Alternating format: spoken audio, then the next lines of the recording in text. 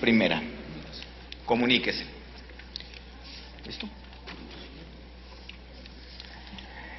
En cumplimiento al punto quinto del acuerdo del 11 de septiembre, se turna a las Comisiones Unidas de Hacienda y Crédito Público y de Estudios Legislativos primera la iniciativa con proyecto de decreto por el que se reforma y adiciona a la Ley General de Contabilidad Gubernamental para transparentar y armonizar la información financiera relativa a la aplicación de los recursos públicos en los distintos órdenes de gobierno, presentada por el titular del Poder Ejecutivo Federal el 1 de septiembre del año en curso para su análisis y dictamen correspondiente.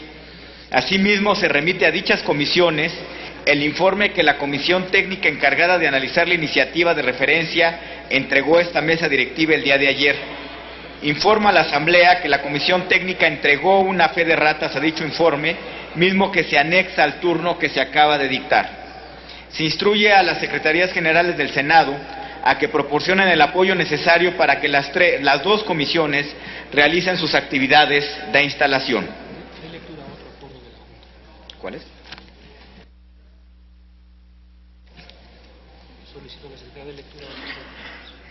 Cito a la Secretaría de Lectura al acuerdo de la Junta de Coordinación Política para la conformación de la Comisión Belisario Domínguez. Acuerdo. Primero, se constituye la Comisión de la Medalla Belisario Domínguez del Senado de la República para su funcionamiento durante la legislatura 62ª y 63ª. Segundo, la Comisión de la Medalla Belisario Domínguez estará integrada por los siguientes senadores. Presidente, senador Roberto Armando Albores, del Grupo Parlamentario del Partido Revolucionario Institucional. Secretario, senador Zoé Alejandro Robledo, del Grupo Parlamentario del Partido de la Revolución Democrática. Secretario, senador Roberto Gil Suárez, del Grupo Parlamentario del Partido Acción Nacional. Tercero, para la organización y ejercicio de sus funciones, la Comisión se regirá por lo dispuesto en la Ley Orgánica del Congreso General y el Reglamento del Senado de la República en lo referente al funcionamiento de las comisiones ordinarias. Salón de Sesiones del Senado de la República a los 26 días del mes de septiembre de 2012. Firma la Junta de Coordinación Política, senador Emilio Gamboa Patrón, senador Ernesto Cordero Arroyo, senador Luis Miguel Jerónimo Barbosa, senador Jorge Emilio González Martínez, senador Arturo Zamora Jiménez, senadora Ana Lilia Herrera, senador Héctor Larios Córdoba, y se omite la firma del senador Manuel Barlet Díaz. Es cuanto, señor presidente. Gracias, señora senadora. Está a discusión el acuerdo.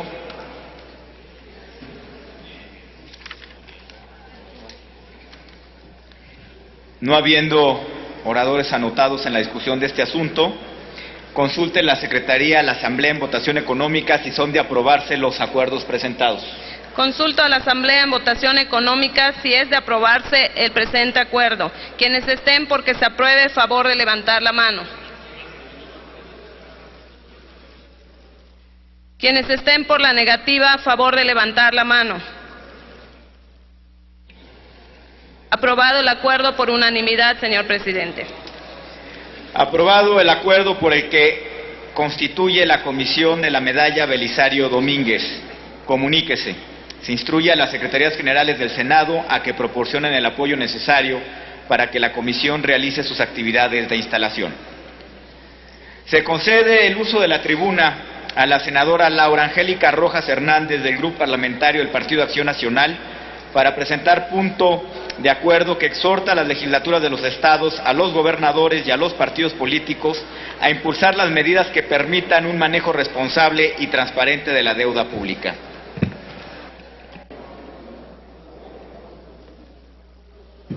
Con el permiso de la presidencia, compañeras senadoras, compañeros senadores, el tema de la deuda contratada por los gobiernos estatales y municipales no es un tema nuevo. La deuda de los estados en 2006 era de 160,000 millones de pesos y a junio de este año ya ascendía a 404,000 millones de pesos. Tanto calificadoras como centros de pensamiento, organizaciones ciudadanas, universidades y desde luego legisladores y federales en este Congreso hemos venido advirtiendo sobre la necesidad urgente de mejorar la legislación en materia de deuda pública, no solo para prevenir un posible sobreendeudamiento, que por supuesto es muy importante, sino para también asegurar que los recursos obtenidos vía créditos de los gobiernos sean realmente generadores de bienes públicos a la población y no vayan o a pago de burocracia indiscriminada o incluso al financiamiento de campañas políticas. Hoy día los estados y municipios no están obligados por ley a hacer público el monto total de su deuda. Fue gracias a un acuerdo de la Comisión Nacional Bancaria y de Valores, por lo que nos enteramos apenas el año pasado de los montos reales de esta. En la mayoría de los estados, solo la deuda que es contratada por la Administración Pública Centralizada requiere autorización previa del Congreso local y los pasivos a proveedores tampoco son considerados como deuda y por ende no son registrados. Peor aún es la tremenda opacidad con la que los recursos obtenidos por este medio son utilizados. Simplemente no sabemos cómo se utilizan. Emblemático es el ya mencionado muchas veces caso de Coahuila, que como ya sabemos su deuda creció en forma desmedida y de manera ilegal. Pero no es el único caso. Nuevo León, Quintana Roo, Michoacán, Zacatecas, Veracruz también han visto sus deudas públicas crecer de manera importante. Pero el problema más allá del incremento de la deuda es que no sabemos cómo está siendo utilizada. Por supuesto, no se trata de satanizar este instrumento, sino de promover su uso responsable, transparente y con rendición de cuentas para evitar un posible problema a futuro, incluso a las finanzas públicas nacionales. La preocupación ha llegado al Congreso de la Unión, en donde se han presentado varias iniciativas de ley para facultar a este propio Congreso en materia de deuda pública local y poner límites y mejores reglas. Estamos ahora por discutir la iniciativa preferente que envió el presidente Calderón en materia de contabilidad gubernamental, que de aprobarse ayudará significativamente a transparentar el uso de la deuda. Pero la corrección y la prevención plena de este tema está en manos de los congresos locales. Es su competencia y es su responsabilidad dar una respuesta a esta problemática. Los diputados locales del PAN en los congresos de los estados y incluso de otras fuerzas han presentado diversas reformas para la mejora de su normatividad en materia de deuda pública. Estas iniciativas han sido presentadas en Baja California, Campeche, Coahuila, Durango, Guerrero, Jalisco, Michoacán, Nuevo León, Oaxaca, Querétaro, Quintana Roo, San Luis Potosí, Sonora y Tamaulipas. Y en otros estados como Chihuahua, Guanajuato, Veracruz, Yucatán y Zacatecas están a punto de ser presentadas. En total, 19 entidades en las que, como decimos en el argot parlamentario, estas están simplemente congeladas. Lo que falta ahora es voluntad de las fuerzas políticas, especialmente de las que ostentan la mayoría en cada congreso local, para que sean aprobadas. Por lo anteriormente expuesto, el senador Luis Fernando Salazar y la de la Voz del Grupo Parlamentario del PAN, sometemos a esta Cámara de Senadores la siguiente proposición con punto de acuerdo de urgente resolución. Primero, el Senado de la República exhorta respetuosamente a las legislaturas de los estados a legislar en materia de deuda pública, considerando como tal cualquier pasivo, sea financiero o no, y sea contratado por cualquier entidad pública, mejorando las reglas para su contratación, estipulando específicamente en qué casos se puede emplear y definiendo los lineamientos de transparencia y rendición de cuentas en su manejo. Segundo, el Senado de la República exhorta respetuosamente a los gobernadores de los estados a implementar de forma urgente medidas de transparencia sobre la deuda pública de sus entidades, a manejar con mayor responsabilidad, incrementando sus niveles de recaudación propia para disminuir la dependencia que tienen de la Federación y en un estricto apego a derecho, las finanzas públicas en su administración para hacer frente a sus obligaciones en beneficio de sus habitantes y de la economía de México. Y tercero, el Senado de la República exhorta respetuosamente a los partidos políticos con registro nacional y local a impulsar con sus grupos parlamentarios locales la presentación, en su caso, dictaminación de las reformas legislativas ya presentadas que buscan regular adecuadamente la deuda pública en las entidades federativas. Es cuanto. Gracias. Senadora Rojas, como ha sido solicitado y con fundamento en lo dispuesto por los artículos 109 y 110 del reglamento, consulte la Secretaría de la Asamblea en votación económica si el anterior asunto se considera de urgente resolución. Toda la Asamblea en votación económica si el anterior asunto se considera de urgente resolución y se pone a discusión de inmediato. Quienes estén por la afirmativa, a favor de levantar la mano. Gracias. Quienes estén por la negativa, a favor de levantar la mano. Sí se considera de urgente resolución, señor presidente. Muchas gracias. Consecuentemente, está a discusión la propuesta. Para hablar sobre este asunto se concede el uso de la tribuna al senador José Francisco Yunes Zorrilla, del Grupo Parlamentario del Partido Revolucionario Institucional.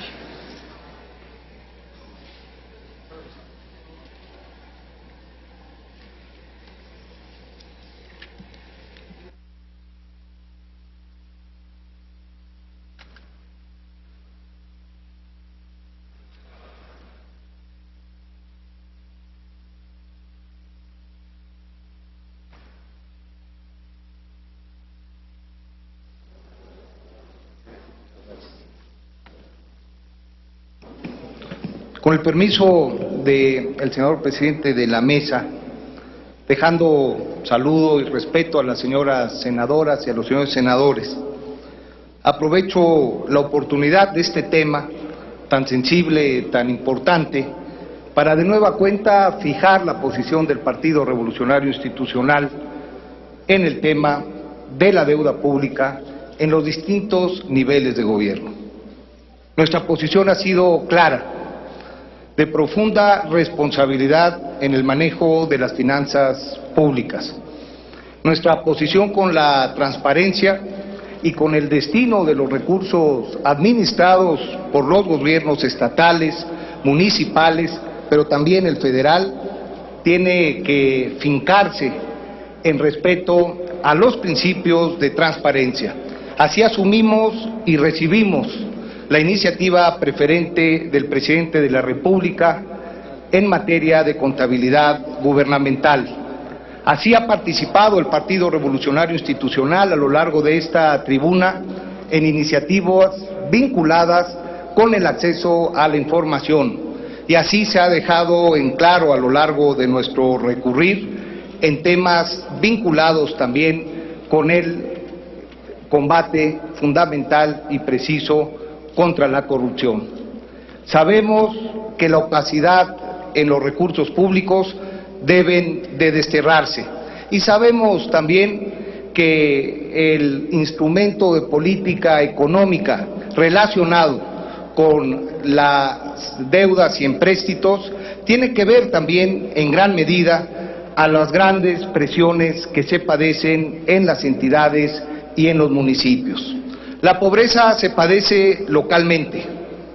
Los graves problemas vinculados con las contingencias ambientales y climáticas se padecen allá, en las provincias. La grave demanda por infraestructura productiva y social tiene que ver de igual forma con la posibilidad de obtener allá, en provincia, de esos recursos. Por eso, para el Partido Revolucionario Institucional, este tema es de gran importancia.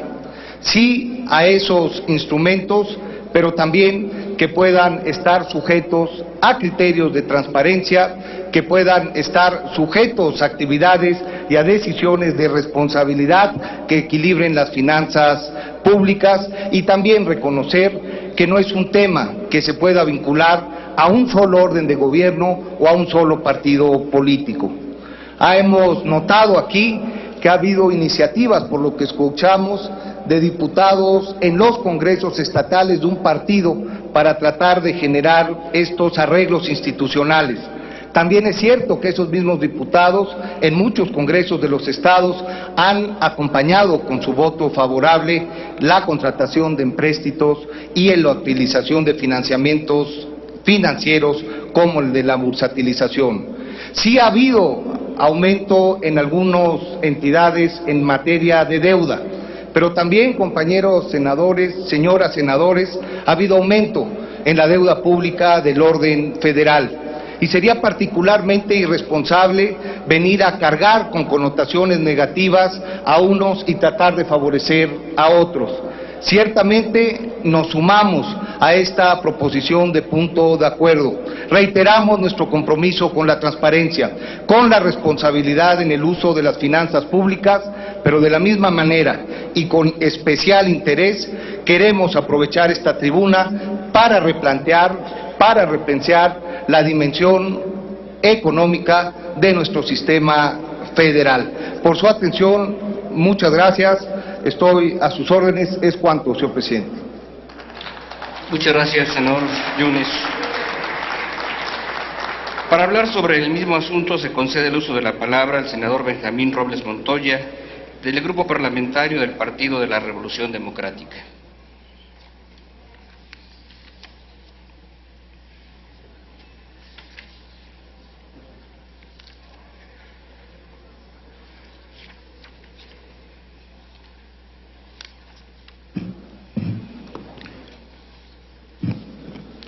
Con su permiso, señor presidente. Gracias, senador. Integrantes de la mesa directiva, compañeras y compañeros senadores. Efectivamente, el tema que vino a exponer ante el Pleno nuestra compañera senadora Laura Angélica Rojas es un tema muy importante.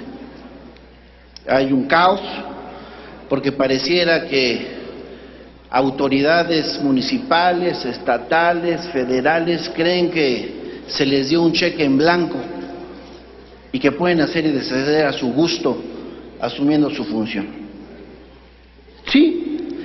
Sí, estamos de acuerdo en el sentido que propone aquí la senadora Rojas respecto a que si queremos que el federalismo funcione, las entidades federativas no pueden esperar solo beneficios sin comprometerse y obligarse por ley a mantener un manejo correcto de las finanzas, así como de la administración pública en que son competentes.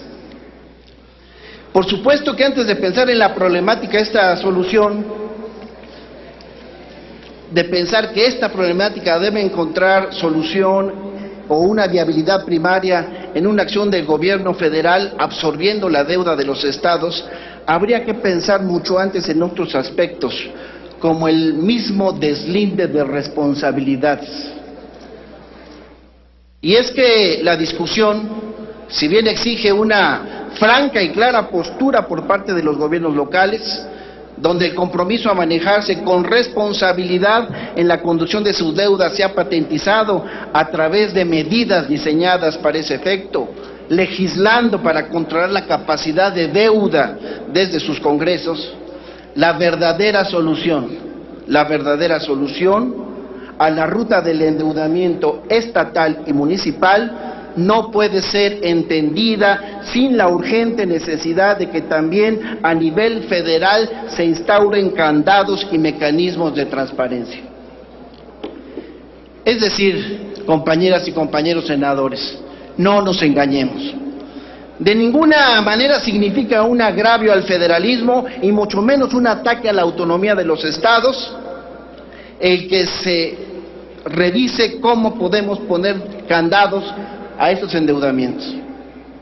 Es más, esto que es ya un problema nacional y así debe ser atacado, obliga a este Pleno a asumir también parte de la responsabilidad en la toma de decisiones. Porque de no optar por una solución que incluya no solamente al ámbito local, sino también federal, corremos el riesgo de que por manejos irresponsables de las deudas locales tengamos que sacrificar el desarrollo regional con acciones urgentes de rescate.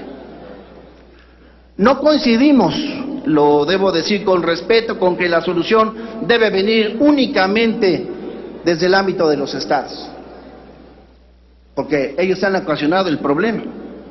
Claro que las entidades federativas tienen que obligarse en la medida de sus competencias a legislar para controlar mediante candados la deuda pública que se contrae, más, lo subrayo, hay que reconocer que la existencia de contrapesos federales resulta indispensable. Y repito, esta solución de ninguna manera significa un retroceso en materia de federalismo, al contrario, lo fortalece. Estamos de acuerdo entonces con la aprobación de este punto de acuerdo, por supuesto. Sin embargo, sentimos que estos exhortos deben venir forzosamente aparejados de acciones concretas, de iniciativas que busquen modificar los actuales esquemas de endeudamiento. Un ejemplo de lo anterior sería la iniciativa que un servidor en nombre del grupo parlamentario puso a consideración de esta soberanía el pasado 11 de septiembre. La iniciativa que en ese momento presentamos propone reformar el artículo 2 y el artículo 9 de la Ley de Coordinación Fiscal para establecer candados a los endeudamientos. Con dichas adecuaciones se estaría logrando, por ejemplo, incrementar el Fondo General de Participaciones del 20 al 22% de la recaudación federal participable, y de esta manera se estarían inyectando mayores recursos a los estados y debería bajarse la necesidad de los endeudamientos. También propusimos establecer el candado de que la suma general de todos los empréstitos que una entidad federativa pueda generar se garanticen con recursos y que se deban garantizar con recursos del Fondo General de Participaciones, nunca sea superior al 50% de lo que haya recibido por el fondo en el ejercicio fiscal inmediato anterior. De esta manera también se disminuye el riesgo de comprometer la fiabilidad financiera de un Estado. Y también propusimos establecer el candado de que la suma general de todos los empréstitos que una entidad federativa garantice con recursos propios no deba ser superior al 75% de lo recaudado en dichos ingresos en el ejercicio fiscal inmediato anterior. De esta forma, la propuesta que hemos presentado busca disminuir el impulso de crear más impuestos locales que perjudiquen a los contribuyentes y, al igual que el punto anterior, busca disminuir el riesgo de comprometer la viabilidad de las entidades. Pero también propusimos establecer el candado de que solo se permita que una entidad federativa contrate empréstitos con la banca comercial o recurra a instrumentos de bursatilización de deuda cuando la banca de desarrollo no esté en condiciones de cubrir el monto del empréstito. Estos y otros puntos más seguramente se estarán discutiendo muy pronto en las comisiones, pero sí lo señalamos. La solución de fondo pasa precisamente por el establecimiento de una serie de reformas desde el ámbito federal que regulen de forma adecuada lo que hoy está suelto, y de no actuar a la brevedad existe la posibilidad de vernos inmersos en serios predicamentos de viabilidad financiera en las entidades. Deslindes de responsabilidades, poner los candados para que no vuelvan a endeudarse nuestras entidades, y sí pensar que hay muchos municipios y entidades que seguramente requerirían de un apoyo adicional de la Federación. Es cuanto, senador presidente. Muchas gracias, señor senador Robles. Consecuentemente, consulte la Secretaría de la Asamblea en votación económica si es de aprobarse la propuesta presentada. Consulto a la Asamblea en votación económica si es de aprobarse la propuesta presentada. Quienes esté porque se apruebe, favor de levantar la mano. Gracias. Quienes esté porque se rechace, favor de levantar la mano. Aprobada la propuesta, señor presidente. Muchas gracias. Aprobada la propuesta, comuníquese. Tiene ahora el uso de la tribuna el señor senador Fidel de Médicis Hidalgo, del Grupo Parlamentario del Partido de la Revolución Democrática, para presentar punto de acuerdo que exhorta al ciudadano Felipe Calderón Hinojosa a cooperar con la Organización de las Naciones Unidas para la Alimentación y la Agricultura y promover ante diversos gobiernos y los países productores de maíz que garanticen que la producción de este grano priorice el abasto alimentario humano. Adelante. Con su venia, compañero presidente, compañeros senadores, compañeras senadoras, el que suscribe, senador Fidel de Médicis Hidalgo, integrante de la 62 legislatura de la Cámara de Senadores del Honorable Congreso de la Unión y del Grupo Parlamentario del PRD, presento ante esta honorable Asamblea la siguiente proposición con punto de acuerdo de urgente resolución para exhortar al ciudadano Felipe Calderón Hinojosa a cooperar con la Organización de las Naciones Unidas para la Alimentación y Agricultura, la FAO, y en uso de sus facultades constitucionales, a promover ante los gobiernos de los Estados Unidos de Norteamérica, Brasil, China y de los países productores de maíz que garanticen que la producción de este grano priorice el abasto alimentario humano, de conformidad con los siguientes considerandos. Los datos revelados por la Organización de las Naciones Unidas para la Alimentación y la Agricultura, FAO, ha puesto de relieve la problemática latente en países productores de maíz como Estados Unidos de Norteamérica, el cual podría reducir drásticamente sus exportaciones, lo que constituiría un efecto severo para un país como el nuestro, que no cuenta con una autosuficiencia productiva ni con una reserva estratégica de granos, especialmente de maíz, trigo y soya. Este sexenio que está por concluir habrá de ser recordado por las recurrentes crisis que generaron aumentos irracionales en el precio del maíz, el huevo y los energéticos, así como la pauperización del campo, y esperamos que no terminen los días que le quedan dándole más sufrimientos a los más pobres de México. Otro tortillazo no lo soportaría el pueblo. Esta crisis amplió significativamente la brecha de pobreza y ha generado que millones de mexicanos estén en la pobreza extrema, marginación económica y alimentaria. 52 millones de habitantes entraron en este estatus. Por eso el sexenio calderonista es considerado como un estado fallido. Es sabido por todos que los resultados más relevantes y que nos muestran el deterioro de la economía familiar en los años del ciudadano Felipe Calderón son: 1. Se presenta durante el sexenio un estancamiento del Producto Interno Bruto agropecuario, el cual crece un poco arriba del 2% en promedio, dato muy por debajo del crecimiento de sus antecesores. 2. El empleo en el medio rural prácticamente ha desaparecido y se crearon pocas opciones para las familias rurales en cuanto a este indicador se refiere. La pobreza en todas sus expresiones ha ido en aumento. 3. El déficit comercial sigue siendo una de las causas del estancamiento del crecimiento del medio rural, en tanto que las importaciones siguen siendo muy superiores a las exportaciones. 4. La dependencia alimentaria ha crecido en los sexenios, en tanto que se requiere cada vez más comprar en el exterior los alimentos necesarios. El presupuesto rural productivo no ha superado los valores desde el nacimiento del modelo neoliberal. En cuanto a la distribución del presupuesto rural, este aparece concentrado por regiones y por tipo de productores. Son las áreas del norte, noroeste del país las que concentran los recursos del presupuesto rural, dejando prácticamente casi fuera a las áreas del sur y sureste del país. La política expansiva de generación de biocombustibles norteamericana, brasileña y china, aunada a los pronósticos de disminución en la producción de maíz por los problemas de sequía y la alta cuota de producción de etanol a partir de este grano, pone en grave riesgo la subsistencia de millones de seres humanos aquí en los Estados Unidos, nación, aunque aquí en los Estados nación debe garantizarles el derecho a subsistir. La humanidad implica que las sociedades son y deben ser solidarias entre sí. No podemos tolerar como Homo sapiens que una vida valga menos que un galón de mezcla de combustible.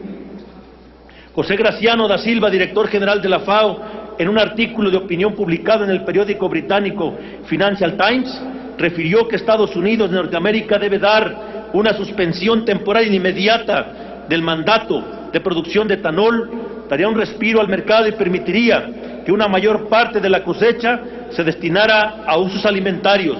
De otra forma, la escasez y los precios altos afectarían de manera directa a las personas más pobres del mundo. Es por ello que el Senado de la República debe exhortar al ciudadano Felipe Calderón Hinojosa, en el ámbito de sus responsabilidades de conducción de la política exterior, como se lo mandata el artículo 89, fracción décima de la Constitución de los Estados Unidos mexicanos, a cooperar con la FAO y promover en la cooperación internacional para el desarrollo las acciones, acuerdos, exhortos o los medios que estén a su alcance para que países como Estados Unidos de Norteamérica, Brasil, China y productores de maíz garanticen que sea la producción debe ser prioritariamente satisfactor de alimentación humana. Por todo lo anterior, en calidad de senador del grupo parlamentario del PRD, someto a la consideración de esta Asamblea el siguiente punto de acuerdo. Primero, el Senado de la República exhorta al ciudadano Felipe Calderón Hinojosa a cooperar con la Organización de las Naciones Unidas para la Alimentación y Agricultura, FAO, para que se garantice que la producción de maíz sea prioritariamente para el suministro alimentario a partir de su abasto suficiente y su disponibilidad a precios accesibles para el pueblo mexicano.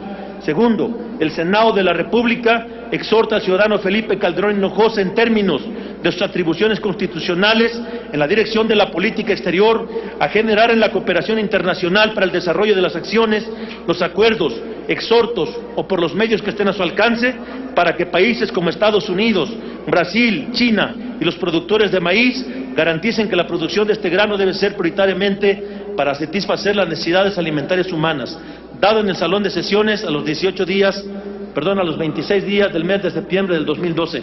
Atentamente, senador Fidel de Médicis Hidalgo. Por su atención, muchas gracias.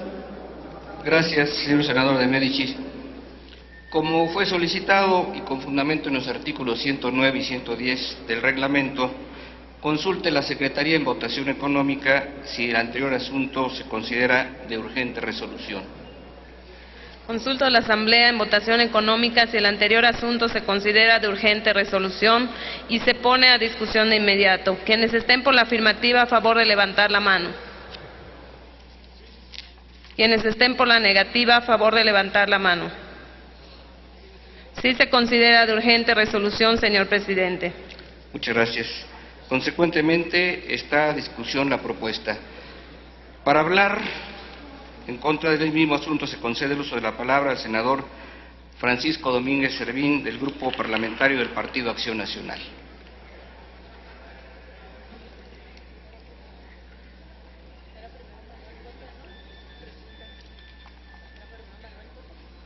Es que se va en contra primero y luego a favor.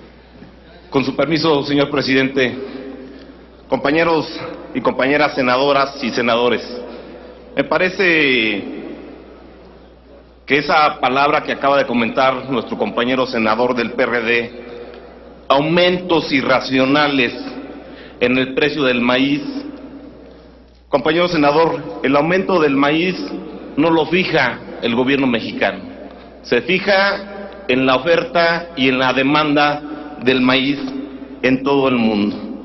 Dice aumento irracional del huevo. Si conociera la problemática real del huevo, sabrá que tenemos un problema de influenza en el estado de Jalisco. Es un problema de inocuidad que será solventado bajo el sacrificio y las vacunas de estas aves, y para noviembre estará estabilizado el precio del huevo. No bajará a los 13 pesos que estaba, se mantendrá entre 17 y 20, porque el maíz, efectivamente, por la lluvia escasa en Estados Unidos, hay baja producción de maíz. Acaba de decir usted el tortillazo. Quiero decirle que en el 2007, este gobierno del presidente Felipe Calderón tuvo la capacidad para estabilizar el precio de la tortilla y que no se ha movido en estos últimos 6 años, al grado que sigue manteniendo su precio de 11 pesos. También quiero recordarle que el presidente Calderón y su gobierno es el presidente que más presupuesto le ha apostado a la historia de nuestro país en toda su historia para el campo mexicano. Pero también quiero decirle que su partido, el Partido de la Revolución Democrática, en el presupuesto especial concurrente, que es el dedicado al sector agropecuario del campo, lo ha votado a favor en el 2006, en el 2007, en el 2008, en el 2009, 10, 11 y 12. Y ha pasado de 173,000 millones de pesos arriba de los 220,000 millones de pesos. Y también quiero decirle que en Brasil y en Estados Unidos el etanol se hace de maíz amarillo. Quiero recordarle que el alimento, como usted bien lo decía, histórico y parte de la nutrición de los mexicanos es la tortilla. Y la tortilla, compañero senador, no se hace de maíz amarillo, se hace de maíz blanco. Y el maíz blanco es autosuficiente en nuestro país, está garantizado. Quiero decirle que estoy de acuerdo con usted, que somos altos importadores de maíz. Y aquí tendremos 6 años para ayudar a generar políticas públicas para que seamos capaces que en el maíz amarillo, en el trigo y en la soya empecemos a generar autosuficiencia, cosa que le respaldo y estoy totalmente de acuerdo con usted. Así que también quiero decirle que las recomendaciones de la FAO, el presidente Calderón siempre las ha apoyado y tanto ahí está el presupuesto que ha mandado cada año desde que entró el gobierno hasta este último recurso del 2002. Y para finalizar, el Estado fallido, quiero decirle que para que sea Estado fallido debe de cooperar los congresos de los cuales su bancada ha estado los últimos 6 años presentes. Es cuanto, señor presidente. Gracias, senador Domínguez. Tiene el uso de la palabra para hablar en pro el señor senador Manuel. Perdón, señor senador. En uso de la palabra, senador de Médicis.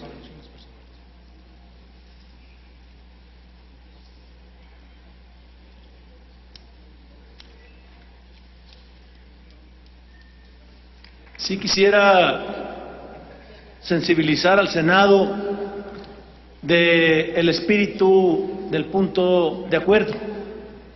Pudiera quien me acaba de anteceder en la palabra no estar de acuerdo con los planteamientos que se hace de la revisión de la política económica de Calderón. Sin embargo, le digo sencillamente que un Estado mide su eficiencia a partir de los satisfactores que puede generar para el pueblo, y hay una realidad concreta. No sé en qué país vive usted, pero cuando menos el país que yo conozco, la mayoría, más de 52.7 millones de mexicanos, están en el fondo del sufrimiento humano, en pobreza alimentaria, en pobreza extrema o en pobreza patrimonial. Es una realidad que nadie puede refutar. Pero el asunto aquí, el espíritu, y sí quiero que pongamos atención en eso, compañeros senadores y senadoras. Estados Unidos acaba de tener una sequía gravísima que va a hacer que el maíz haga falta en los mercados, y la solicitud concreta es que le pidamos al señor Calderón que utilice las facultades que le da la Constitución de la República para pedirle a países como Estados Unidos, como China o como Brasil que nos ayuden a producir menos etanol y ya cuidar las reservas alimentarias del mundo, en donde ellos tienen mucho que ver. Ese es el espíritu del punto de acuerdo, y no sé si alguien esté en contra de que el Senado de la República impulse que los mexicanos tengamos alimentos. Y concluyo con esto, que las tortillas se hacen de maíz blanco. Habría que revisar también ese detalle. Cuando menos en muchos estados que yo conozco, las tortillas se hacen de maíz amarillo, y es uno de los asuntos que el Senado tiene que cuidar por las repercusiones que tiene este tipo de alimento de maíz amarillo. Por su atención, muchísimas gracias. Gracias, senador. Senador Domínguez, ¿con qué objeto?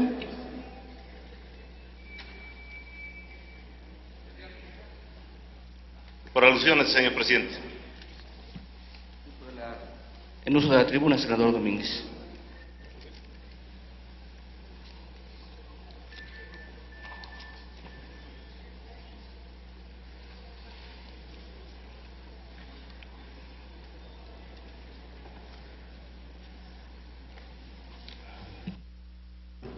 Por supuesto que sé en qué país vivo, compañero senador. Vivo en el mismo país que usted, en México, y le pido que se dirija como señor presidente de la República Felipe Calderón Hinojosa, no como el señor Calderón. Y allí está su primera inconsistencia y falta de conocimiento de la ley y de la Constitución. Por el solo hecho de ser de presidente de todos los mexicanos, no tiene que adherirse al artículo 58 que usted menciona. El ser presidente democráticamente electo por los mexicanos desde el 2006 aunque a ustedes no les gustó, en automático él hace sus políticas con las que este país, en estos 6 años, por supuesto que tengo datos, sé y conozco la problemática del campo mexicano, pero también hay que reconocer que en este esfuerzo, con este presupuesto, en 6 años, 6.2 han crecido la producción de alimentos del sector agropecuario en México. Me estoy refiriendo no nada más a los granos, también a los cárnicos, carne de res, carne de pollo, carne de cerdo. Y no le quiero dar datos, porque ya lo hizo mi compañera, por dar unos ejemplos de la tierra que ustedes gobernaron en algún momento, Michoacán, que es de las hortalizas y que es de las frutas y verduras, que somos altamente exportadores. Entonces, yo sí sé en qué país vivo, compañero senador, espero que usted viva en el mismo que yo. Muchas gracias, Pato. Gracias, senador Domínguez. Quisiera solamente, no sé, señor senador Cota, en uso de la tribuna para hablar en pro.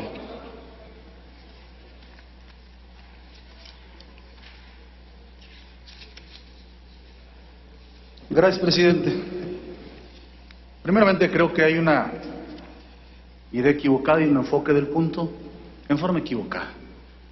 Es un tema de política pública, no de política electoral. Es un tema de defensa a los que representamos, no a los que mandan en este país. Por eso, permítanme sumarme al punto de acuerdo que el senador Fidel de Médicis ha expuesto el día de hoy. Coincido plenamente con ello. A 30 días del ejercicio de nuestra función, sí quiero colocar como un SOS el tema de la seguridad alimentaria. Es un tema real en todo el mundo y México no es exento de él. El punto que el senador Fidel ha expuesto es para que el señor presidente de la República asuma el liderazgo de nuestro país ante la FAO y su intervención ante 3 países, con un tema elemental de seguridad nacional, el tema alimentario. La seguridad alimentaria se logra cuando los pueblos producen al menos el 75% de sus necesidades, y la soberanía alimentaria se logra cuando produce el 70% de estas. Sin embargo, las cifras son claras. México ocupa ya el primer lugar como importador de maíz en el mundo y ha incrementado la dependencia alimentaria de los Estados Unidos, al pasar de casi 400,000 toneladas importadas en 1992 a cerca de 10 millones de toneladas en el ciclo 2011-2012. Esta es una realidad. Tenemos que verla así con un debate de ideas, pero con la realidad que está pasando verdaderamente muchos pobladores de nuestro país. Más de 20 millones de mexicanos se encuentran en pobreza alimentaria, 40 millones tienen algún grado de desnutrición y en edades más tempranas ya es también un grave problema. Esta es una realidad. Las importaciones de alimentos superan el 54% de las necesidades nacionales, con un costo mayor a los 19,000 millones de dólares, cifra muy similar a lo que destinamos cada año a apoyar al campo. Solo en maíz estamos comprando poco más de 9 millones de toneladas, el 33% de nuestro consumo anual.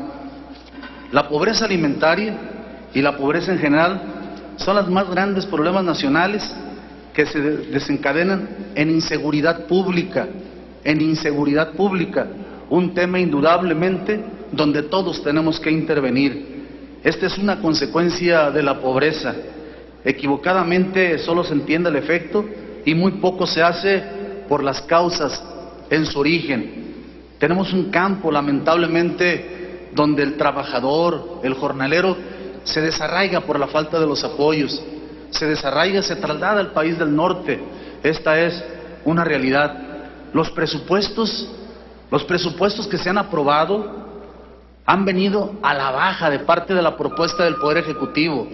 Ha sido el Poder Legislativo, donde los 3 últimos años en los cuales un servidor participó, reencauzamos las políticas públicas del campo e incrementamos el presupuesto para el campo. Los 3 años fue una acción recurrente. La importación de alimentos, como ya lo expresé, supera el 54%. Esta importación es en el 65% más en el trigo, en el 75% más en el arroz, en la soya e indudablemente en el tema del maíz. Ya lo expresé con mucha precisión y la propuesta que hace el senador Fidel es muy clara, apoyado en la FAO ante los gobiernos de Estados Unidos, de Brasil y de China, intervenir con liderazgo, porque Estados Unidos está destinando más del 40% de su producción de maíz al biocombustible, al etanol, y cada día incrementa más aún estas cifras. Por eso es un tema básico el exhorto que el día de hoy se está exponiendo aquí por parte del senador Fidel. Hay algunas otras cifras e indudablemente que el tema del campo será un tema que dé para mucho trabajar todos nosotros, para mucho realizar todos nosotros. Ahí descansa esencialmente mucho de la planta productiva de nuestro país, pero el día de hoy vengo a sumarme a este punto de acuerdo para un exhorto al señor Presidente de la República. Mi voto será a favor y en ese sentido solicitamos el voto de todas y de todos ustedes. Muchas gracias, compañeras y compañeros. Muchas gracias, señor senador Tota. Consecuentemente, consulte la Secretaría de la Asamblea en votación económica si es de aprobarse la propuesta presentada. Consulto a la Asamblea en votación económica si es de aprobarse la propuesta presentada. Quienes estén por que se apruebe, favor de levantar la mano. Quienes estén por la negativa, favor de levantar la mano. Se aprueba, señor presidente. Aprobada la propuesta, comuníquese. Tiene ahora la palabra el senador Francisco Salvador López Brito, del Grupo Parlamentario del Partido Acción Nacional, para presentar punto de acuerdo que exhorta a la Cámara de Diputados a que en el presupuesto de egresos de la Federación para 2013 se consideren y destinen mayores recursos para el gasto social. En uso de la tribuna.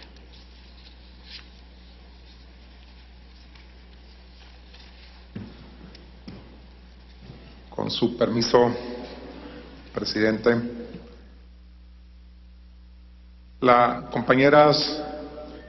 Compañeros senadores, la senadora Silvia Guadalupe Garza Galván y su servidor Francisco Salvador López Brito comparecemos ante esta honorable asamblea para presentar proposición con punto de acuerdo dirigido a diversas dependencias del Ejecutivo Federal y a la honorable Cámara de Diputados del Congreso de la Unión para que en el presupuesto de egresos de la Federación para el ejercicio fiscal 2013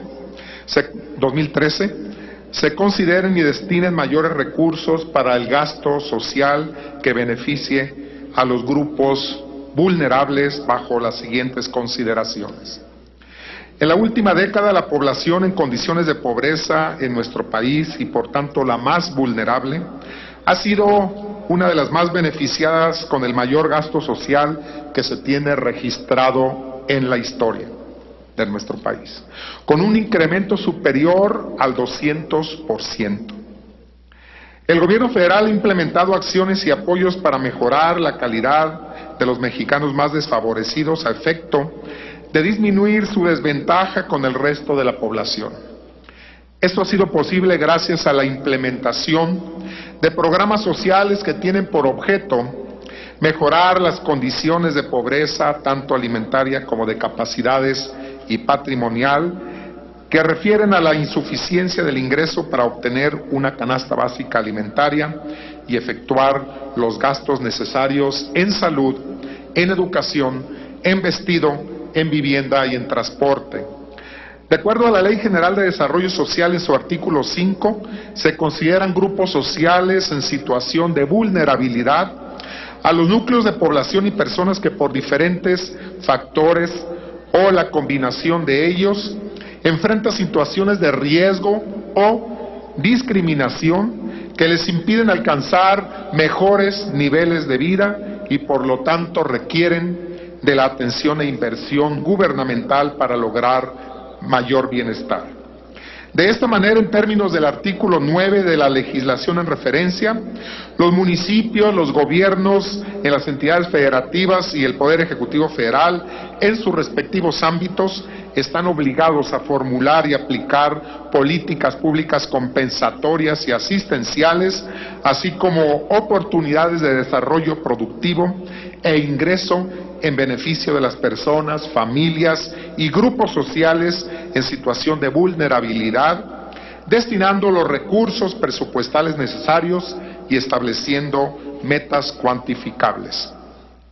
En cumplimiento de su mandato, el Ejecutivo Federal opera el Programa de Desarrollo Humano Oportunidades, el cual cuenta con reconocimiento internacional y fue calificado como modelo y ejemplo para otros países por el Banco Interamericano de Desarrollo. Oportunidades tiene por objeto contribuir a la ruptura del ciclo intergeneracional de la pobreza extrema, favoreciendo el desarrollo de las capacidades en educación, salud y nutrición de las familias beneficiadas. En la década de 2000 a 2010 aumentó su cobertura en un 135% al pasar de 2.476.000 familias a 5.827.000 en 2010 y cerrará con más de 6 millones de familias beneficiadas en este año. Es decir, en el 2000 se erogaron 9.586.9 millones de pesos y para el 2011 se incrementó el gasto a 59.119.2 millones de pesos. Otra de las acciones de política pública de alto impacto en nuestro país ha sido la implementación del Seguro Popular, que brinda protección a la salud a los mexicanos que no se encuentran dentro de un sistema de cobertura de salud, lo cual ha permitido reducir en un 75% el gasto empobrecedor que tenían que hacer las familias para atender alguna enfermedad, así como en un 50% correspondiente al gasto catastrófico. Cabe mencionar que las erogaciones de recursos públicos destinados a cubrir el Seguro Popular aumentaron en un 27.694% en términos nominales en estos 6 años de ejercicio.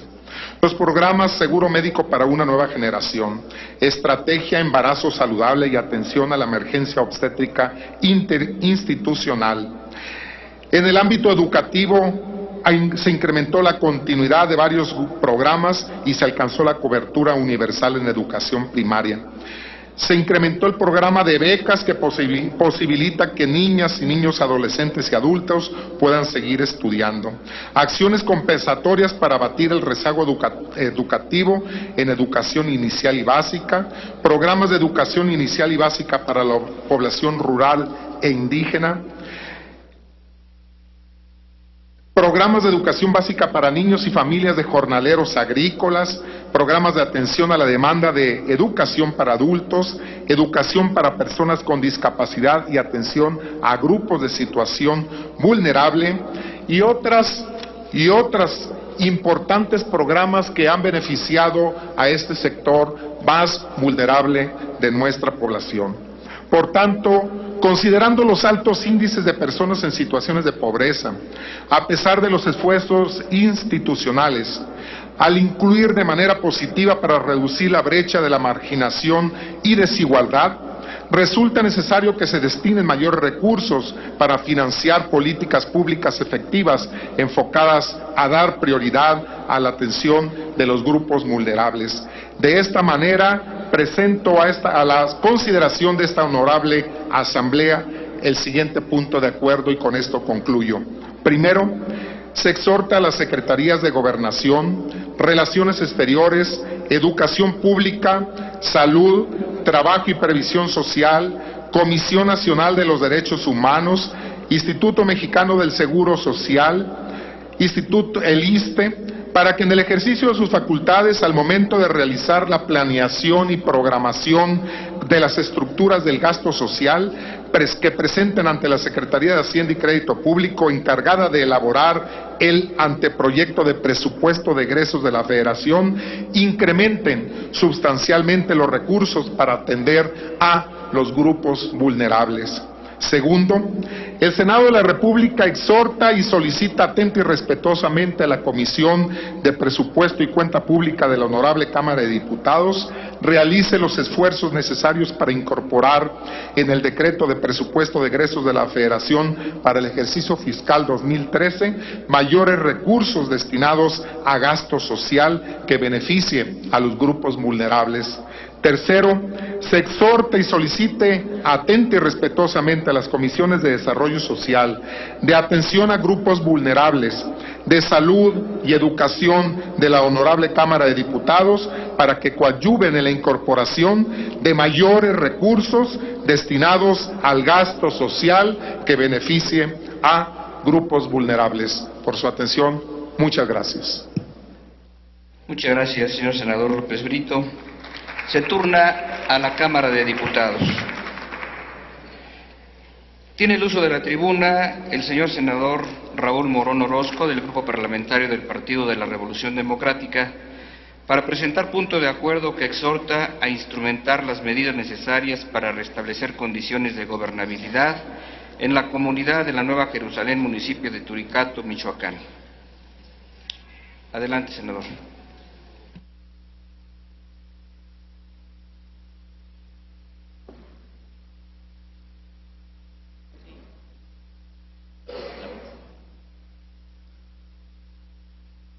Con su permiso, compañero presidente.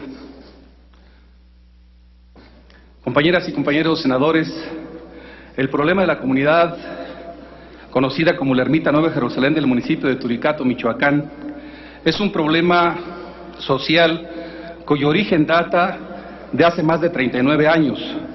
Desde esa fecha hasta el día de hoy se han venido registrando al interior de dicha comunidad religiosa diversos hechos violentos, delictivos y de violación de derechos humanos fundamentales en contra de su población, entre los cuales se registra la toma indefinida de las escuelas de la comunidad el 29 de agosto del 2011 para exigir el cierre definitivo del servicio educativo y el incendio y destrucción de todo el mobiliario e infraestructura escolar el 6 de julio del presente año.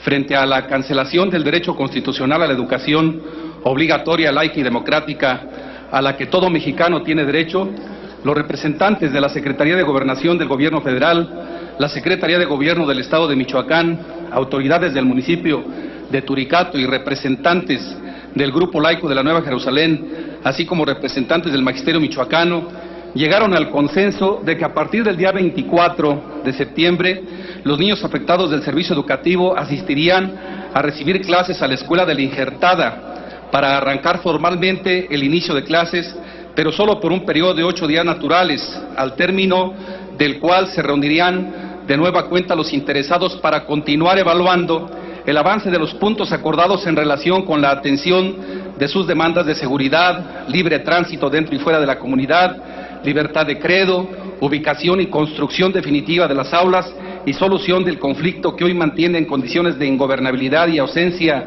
de la aplicación del Estado de Derecho a la comunidad de la Nueva Jerusalén.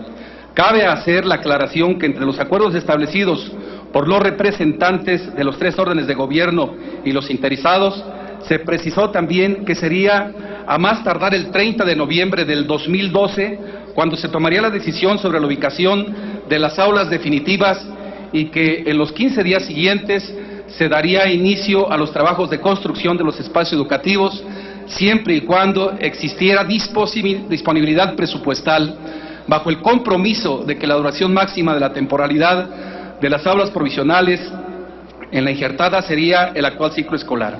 Es evidente que el establecimiento de los acuerdos celebrados por los 3 órdenes de gobierno y los representantes del grupo laico de la comunidad no solo no resuelven de fondo el conflicto, en realidad revelan signos importantes de falta de gobernabilidad. Las decisiones que hoy de manera muy laxa han adoptado tanto el gobierno federal como el Estado, en el caso de la Nueva Jerusalén, resultan de igual forma contrarios al espíritu constitucional del artículo 3. Una educación improvisada, temporal e insegura, como la que hoy pretende proporcionarse a este sector de la población en un lugar distinto a su asentamiento habitacional no constituye bajo ninguna forma una educación de calidad, ni tampoco democrática, porque cuando se coarta su derecho a elegir libremente el lugar donde desean acceder a este servicio obligatorio para el Estado, pero además porque el Estado no les asegura la garantía de no vivir oprimidos y amenazados en su integridad y dignidad personal. La destrucción de las escuelas y la omisión del Estado para evitarlo representa una irresponsabilidad tanto del gobierno federal como del Estado en la conservación del derecho a la educación laica y liberadora de cualquier dogma religioso o moral, que resulta contrario a la misión científica, transformadora y humanista de la educación, lo que no solo se aprecia grave para quienes lo padecen, porque mantiene coartado su derecho a la elección libre de credo, sino que también se encuentran sometidos a la perversidad, mesianismo, mezquindad y dominación de quienes se aprovechan de su fanatismo e ignorancia. En esto, el Estado debe actuar de forma más enérgica, con toda su fuerza y legitimidad que le otorga nuestro marco jurídico y constitucional vigente, para asegurar que nadie, independientemente de su condición política, social, religiosa o fundamentalista, se mantenga en un estado de excepción o de privilegios. La ley en ese sentido debe ser la misma para todos. El derecho constitucional a la educación no puede bajo ninguna circunstancia limitarse a un criterio de carácter meramente económico o político. No es un asunto de negociación ni de omisión frente a situaciones de excepción. Se trata de un bien público tutelado por el Estado, del derecho de nuestras futuras generaciones a vivir en un contexto de mayor dignidad y libertad. Por lo antes expuesto y fundado, me permito someter a la aprobación de este Pleno de la Cámara de Senadores el siguiente punto de acuerdo. Primero, se exhorta al titular del Poder Ejecutivo Federal, al secretario de Gobernación Federal, al secretario de Educación Pública, al gobernador del Estado de Michoacán y al presidente municipal de Turicato, Michoacán, a que instrumenten las medidas necesarias para que desde la acción coordinada y eficiente de los tres órdenes de gobierno se restablezca de inmediato un servicio educativo de calidad y no improvisado para los pobladores de la Nueva Jerusalén, laicos y religiosos. Se garantice la recuperación de la educación laica obligatoria y democrática por parte del Estado en todo el municipio de Turicato, con garantías plenas de seguridad y libre tránsito dentro y fuera de la comunidad del conflicto. Se proceda a la recuperación de la gobernabilidad del Estado de Derecho y del respeto de los derechos humanos que hasta hoy han sido violentados para muchas víctimas del conflicto social y particularmente se dé una solución inmediata, permanente y definitiva al no ejercicio del derecho constitucional a la educación en la Nueva Jerusalén, sin que esto se siga aplazando, como ha sido propuesto por las autoridades de los tres órdenes del gobierno al 30 de noviembre del año en curso. Asimismo, se les exhorta a la liberación urgente, inmediata y efectiva de los recursos financieros necesarios para la implementación de dichas acciones. Y segundo, se exhorta a los titulares de la Procuraduría de Justicia, tanto de la Federación como del Estado de Michoacán, para que se realicen las investigaciones penales correspondientes y en su caso se finquen las responsabilidades que deriven a quienes resulten responsables por los delitos cometidos en contra de la población de la Nueva Jerusalén, del patrimonio estatal. Muchas gracias por su atención. Gracias, señor senador Morón. Como ha sido solicitado, con fundamento en los artículos 109 y 110 del reglamento, consulte la Secretaría a las asambleas en votación económica si el asunto anterior se considera de urgente resolución. Consulto a la Asamblea en votación económica si el anterior asunto se considera de urgente resolución y se pone a discusión de inmediato. Quienes estén por la afirmativa, a favor de levantar la mano. Gracias. Quienes estén por la negativa, a favor de levantar la mano. No se considera de urgente resolución, señor presidente. No se considera de urgente resolución, se turnará en su momento a la Comisión de Educación, Cultura, Ciencia y Tecnología. Continúa en uso de la palabra el señor senador Raúl Morón Orozco, del Grupo Parlamentario del Partido de la Revolución Democrática, para presentar punto de acuerdo que exhorta a los integrantes de la Cámara de Diputados a la aplicación del procedimiento ordinario en el trámite de la iniciativa preferente en materia laboral presentada por el Ejecutivo. En uso de la tribuna, senador Morón.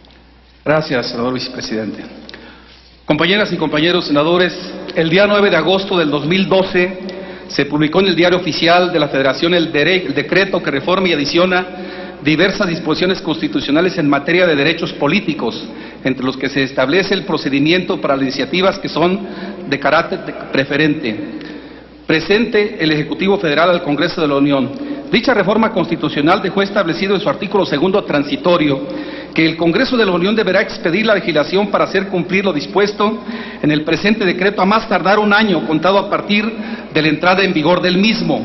Al día de hoy, el Congreso de la Unión no ha expedido la legislación que regule el trámite de las iniciativas preferentes, lo que hace imposible el ejercicio pleno de dicho derecho en los términos señalados en el artículo 71 constitucional, que debe dictaminarse en ausencia de un marco jurídico aplicable.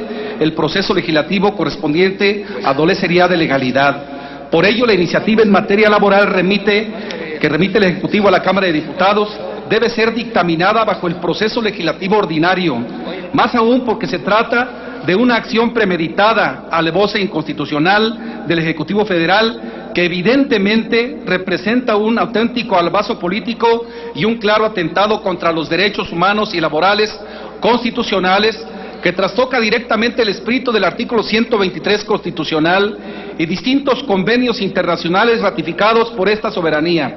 Lo anterior debe obligar con carácter de urgente a los integrantes del Congreso de la Unión para que en sus respectivas cámaras se constituya una comisión especial que se aboca al estudio de constitucionalidad de la iniciativa preferente de mérito.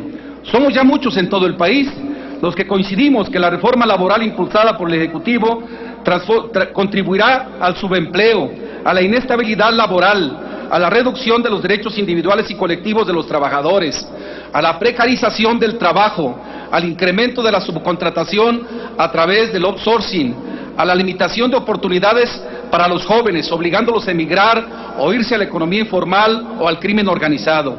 Esta reforma a la Ley Federal del Trabajo propone, entre otras cosas, el establecimiento de los contratos a prueba y de capacitación inicial, que no son otra cosa sino la autorización legal para la contratación eventual y para el despido sin responsabilidad jurídica y económica alguna si los resultados del trabajo no satisfacen las expectativas del patrón.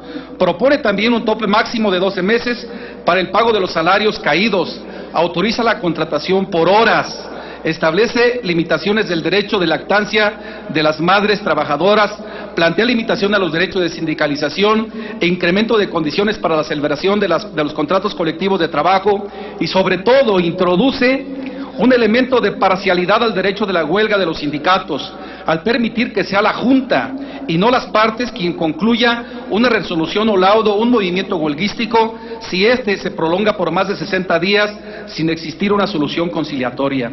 La reforma laboral propuesta por el Ejecutivo, entre otras cosas, rompe con el principio de bilateralidad y estabilidad en el empleo y afecta los derechos de autonomía y organización sindical, que a todas luces constituye no solo una violación al principio constitucional de justicia laboral, sino un retroceso de más de 100 años de conquistas laborales y derechos adquiridos con lucha, movilización, protesta, unidad y organización de la clase trabajadora. Por eso, hoy más que nunca, los legisladores del Frente Parlamentario Progresista defendemos los principios y postulados que dieron origen al artículo 123 constitucional, en donde quedaron establecidos muchos de los derechos que hoy pretenden ser derogados. En todo el país, los trabajadores, sus organizaciones y los legisladores de izquierda nos pronunciamos por una reforma laboral que garantice condiciones reales de trabajo, que proteja al trabajador como un derecho y un deber social. Los trabajadores merecemos un trato digno, sin merma de nuestros derechos históricos y sin olvidar que el derecho laboral es y debe seguir siendo un derecho fundamentalmente proteccionista del trabajador y no del empleador, para generar condiciones de equidad y de equilibrio entre dos sectores con intereses diametralmente opuestos como hasta hoy. Compañeras y compañeros legisladores, apoyemos a los trabajadores mexicanos, desaprobando esta regresiva reforma laboral como una forma de cohesionar la unidad nacional, y hagamos un frente de defensa para proteger los legítimos intereses de la clase trabajadora mexicana. Por lo antes expuesto y fundado, me permito someter a la aprobación del Pleno de la Cámara de Senadores el siguiente punto de acuerdo. Primero, se exhorta a los integrantes de la Cámara de Diputados del Congreso de la Unión para que en el trámite de la iniciativa preferente de reforma a la Ley Federal del Trabajo se aplique el proceso legislativo ordinario, asimismo para que previo a la presentación del dictamen ante el Pleno, se constituya una comisión especial que se aboca al estudio de constitucionalidad de la iniciativa de mérito. Y segundo, se exhorta al titular del Ejecutivo Federal y a los integrantes de ambas cámaras del Congreso de la Unión para que previo a su votación se promueva una consulta popular nacional con la participación de patrones, trabajadores y sus organizaciones de todo el país, a fin de recoger sus observaciones y propuestas, las que deberán ser incorporadas en los trabajos de dictamen de la misma, cuidando en todo momento no trastocar los derechos laborales y garantías sociales que actualmente protegen a los trabajadores mexicanos. Muchas gracias. Gracias, señor senador. ¿No es urgente? Se turna a la comisión.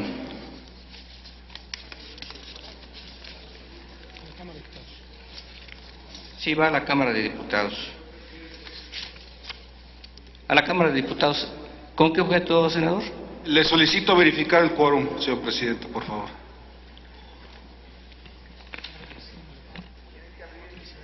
A juicio de la presidencia hay quórum.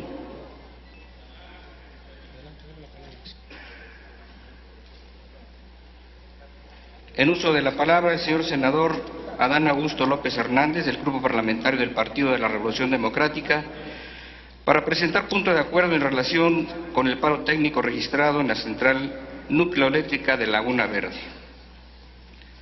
Adelante, senador.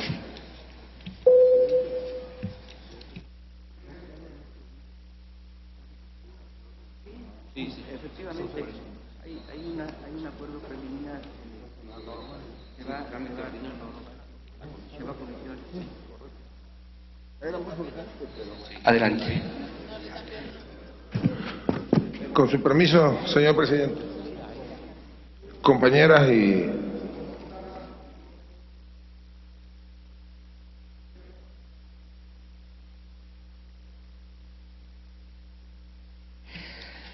señor, en la perspectiva de esta mesa existe el quórum y continuamos con la sesión. Adelante, senador. Con su permiso, señor presidente, compañeras y compañeros senadores. El pasado fin de semana, un diario de circulación nacional, para ser más específicos, el diario Excelsior, en una columna política destacaba una nota, en el sentido de que se tenían informes de que la central nuclear de Laguna Verde había dejado de funcionar por fallas en el sistema de enfriamiento. Al día siguiente, en el mismo diario, salió ya una nota ampliada donde decía que la Comisión Federal de Electricidad les había confirmado dicha suspensión de actividades, pero que ésta no obedecía a fallas en el sistema de enfriamiento, sino a la recarga de uranio del reactor, que según el vocero de la Comisión Federal de Electricidad es un procedimiento normal que se realiza desde que la planta fue construida, y así ha sido desde la construcción cada 18 meses. En primer lugar, nos preocupa que ante una suspensión de actividades tan prolongada de una central nucleoeléctrica que ha sido cuestionada desde su construcción, apenas nos vengamos a enterar ahora. Por otro lado, hay una cuestión que genera mayor preocupación y que debe de plantearse sin ningún afán alarmista. Resulta que la única explicación sobre el paro técnico es la ofrecida por el vocero de la Comisión Federal de Electricidad, en el sentido de que se trata de un procedimiento ordinario que aplica cada 18 meses. Ante esa explicación nos dimos a la tarea de revisar los paros técnicos que se han registrado en cada una de sus unidades o reactores de la central de Laguna Verde, y efectivamente se trata de una actividad que se viene realizando de manera regular cada 18 meses. El asunto que nos ocupa es que se haya programado una recarga de uranio cuando dicha actividad debió programarse de acuerdo con el ciclo de 18 meses en septiembre del 2011 en el caso del reactor 1 y en marzo de 2012 para el caso del reactor 2, correspondientes a las cargas 15 y 12 respectivamente, toda vez que las recargas de uranio 14 de la unidad 1 y 11 de la unidad 2 iniciaron el 15 de marzo y el 28 de septiembre del 2010 respectivamente, de acuerdo con la información oficial proporcionada por la Comisión Federal de Electricidad. En este orden, resulta innegable que, cuando menos el asunto requiere de una comunicación oficial de parte de la Comisión Federal de Electricidad, particularmente de la Gerencia de Centrales Nucleoeléctricos, sobre los motivos del paro técnico, que, dando por cierta la información, hoy estaría cumpliendo 33 días, aunque hay otra información donde se asegura que la planta, específicamente la unidad 2, dejó de operar desde el 31 de julio pasado, todo ello para evitar especulaciones que generen zozobra en la población. Por lo anteriormente expuesto, me permito someter a la consideración de esta Asamblea el siguiente punto de acuerdo. Único. El Senado de la República del H. Congreso de la Unión solicita al director general de la Comisión Federal de Electricidad que a la brevedad posible remita a esta representación un informe detallado en el que explique los motivos por los cuales la central nucleoeléctrica de Laguna Verde se mantiene sin operaciones desde hace 33 días. Asimismo, el Senado de la República solicita a la Comisión Federal de Electricidad que en dicho informe se incluyan los pormenores de los protocolos y lineamientos de seguridad que se pusieron en operación a raíz de dicha suspensión de actividades para garantizar la seguridad y salud de los trabajadores y habitantes de la región aledaña a la central nucleoeléctrica. Señor presidente, como podrán escuchar, este es un asunto que reviste una importancia fundamental. Yo lo había planteado como de urgente resolución. Tengo entendido que hay un acuerdo parlamentario que nos impide hacerlo de esta manera, pero quiero dejar constancia ante esta Asamblea porque es un asunto que genera suspicacias, pero que si no se atiende, si no se le informa a la población, puede tener consecuencias mayores. Por su atención, muchas gracias. Muchas gracias, senador. Se inscribe la adhesión en este mismo sentido del señor senador Pablo Escudero. Muchas gracias. Túrnese oportunamente a la Comisión de Energía. Compañeros senadores, me permito informarle que las demás proposiciones inscritas en la agenda de hoy se turnarán a las comisiones. Los senadores que deseen mantener inscrita su proposición solo deben hacerlo del conocimiento de la mesa directiva o de la Secretaría Parlamentaria. Se levanta la sesión y se cita la siguiente este mismo día 26 de septiembre a las 16:30 horas.